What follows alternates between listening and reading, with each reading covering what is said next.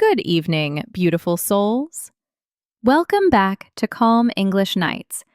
I'm Mia, and tonight we're diving into something that lives deep in all of us, our dreams and goals. Those quiet wishes, big plans, and little hopes that keep us moving forward. And I'm Alex. You know, Mia, this topic always makes me feel reflective. Dreams and goals aren't just vocabulary, they're part of who we are. And in English, learning how to express them clearly and naturally can make your conversations sound much more authentic and powerful. Exactly. Tonight, we'll explore how to talk about what you want to achieve, what you hope for, and even what you dream about when no one's watching. We'll also look at key vocabulary, useful expressions, the difference between British and American English, and some fun challenges for practice. So grab your tea, take a deep breath, and imagine the version of you who's already living that dream. Ready? Let's begin. So, Alex, let's start simple. When we say dreams and goals, they sound similar. But are they really the same? Good question. They're close, but there's a small difference. A dream is something you imagine, maybe something big or even a bit unrealistic. Like, I dream of living by the ocean, or I dream of becoming an astronaut. A goal, on the other hand, is more specific and actionable, something you can plan and work toward. Like, my goal is to save enough money to travel next year. Ah, I like that. So dreams inspire you, but goals guide you. So dreams give meaning, and goals give structure. Exactly. And in English, how we talk about these two things reveals a lot about our mindset. So let's look at how to express them naturally. Let's start with dreams. Here are some expressions you can use. I've always dreamed of. It's my dream to. One day, I'd love to. Ever since I was a child, I wanted to. These phrases sound emotional and personal, perfect when sharing your hopes. For example, I've always dreamed of visiting Japan.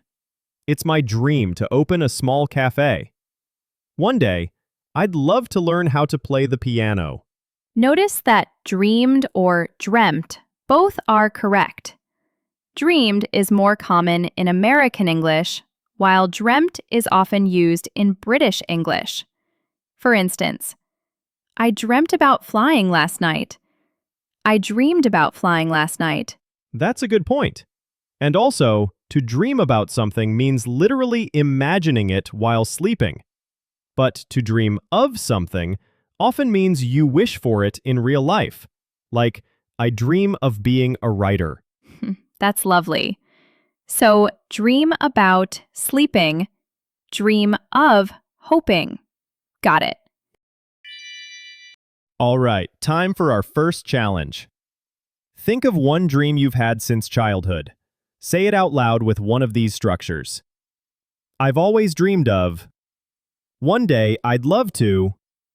For example, I've always dreamed of speaking English fluently. Now, repeat yours slowly. Feel the emotion as you speak. That's how you make your English sound alive. Now, let's move to goals. Goals are the steps that turn dreams into reality. Exactly. Here are some useful phrases to talk about your goals. My goal is to. I'm planning to. I'm working towards. I've decided to. I want to focus on. Let's hear some examples. My goal is to improve my English speaking skills this year.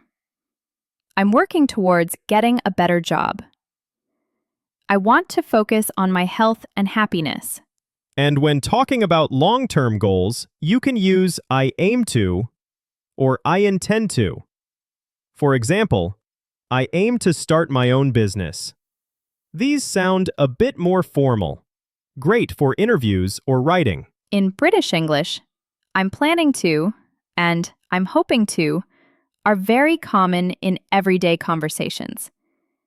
In American English, people might say, I'm gonna, in informal speech, like, I'm gonna start studying Spanish. But remember, Gonna is casual, best used in friendly settings. Let's upgrade your English. Take this simple sentence. I want to learn English. Now transform it 3 ways. 1. My goal is to learn English.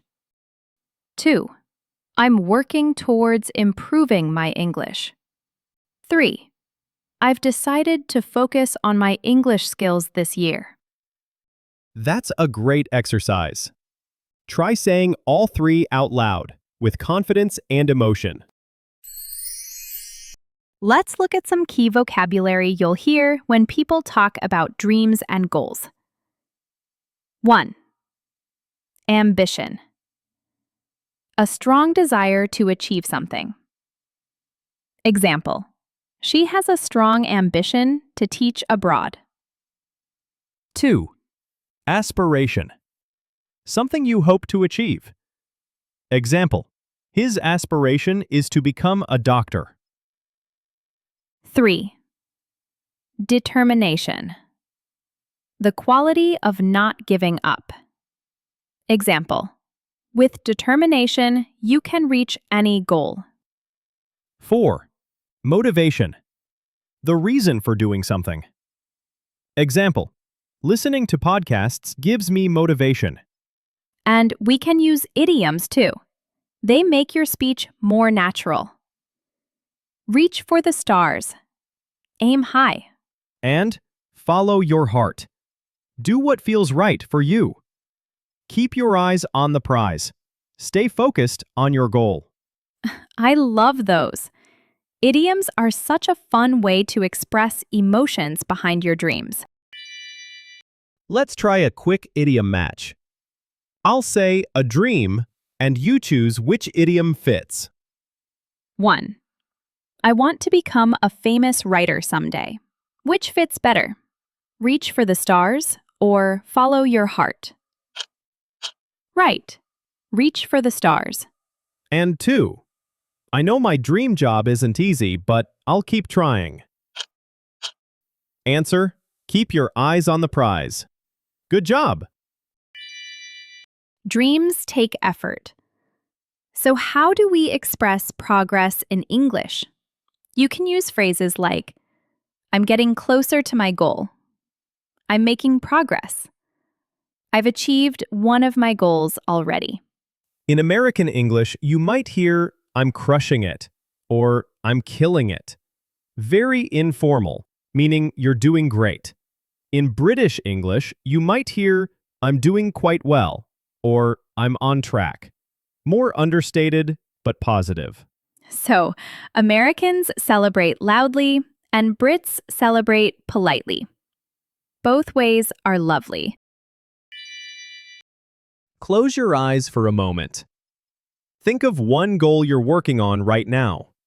Say out loud, I'm working towards, then complete the sentence with your personal goal. Beautiful. Now, add a feeling word at the end. I'm proud. I'm hopeful. I'm excited. This connects emotion with language. That's real fluency. A few quick tips to sound natural. 1. Use would like instead of want. It's softer. I'd like to learn Italian. 2. Add one day or someday to sound more natural. One day, I'd love to visit Paris. 3. Use linking phrases like I've been thinking about or I've started planning to sound fluent. And remember, speak your dreams with confidence. When you say, I will, you're telling your brain it's already possible. Let's try saying your dream as if it's already happening. For example, I'm living my dream life, or I'm working at my dream job. It feels powerful, doesn't it? It really does. That's how you train your confidence, in English and in life. All right, before we wrap up tonight's Calm English session, let's take a moment to look back at what we've learned. Because remembering and repeating is how your English and your dreams become stronger. First, we learn the difference between dreams and goals. Dreams are what you imagine or wish for. They're emotional, inspiring. Goals are what you plan and work towards. They're concrete and measurable. Then, we looked at how to talk about them. I've always dreamed of... It's my dream to... My goal is to... I'm working towards... I want to focus on... These phrases make your English sound natural and sincere. We also learned some emotional vocabulary. Ambition, aspiration, motivation, determination. Words that show your inner drive. And remember the idioms? Reach for the stars. Follow your heart. Keep your eyes on the prize. We even compared British and American English. British people often say dreamt and I'm hoping to, while Americans might say dreamed or I'm gonna in casual speech. Finally, we shared tips to sound more fluent and natural. Use would like instead of want for a softer tone. Add one day or someday for dreams. Use linking phrases like I've been thinking about or I've started planning to. You did beautifully tonight. It's not just English you're learning. It's the language of hope, growth, and confidence. Exactly. Every word you speak brings your dream a little closer. So tonight, we've learned not only how to talk about our dreams and goals in English, but how to feel them when we speak. We've explored expressions, idioms, pronunciation, and real-life examples from both British and American English. And remember, your words shape your mindset. When you speak your dreams clearly, they start to feel real. Here's your weekly practice idea. Each day, write one sentence about your dream using a new phrase. By the end of the week, you'll have 7 beautiful, confident lines about your future. Keep learning, keep believing, and keep speaking kindly to yourself.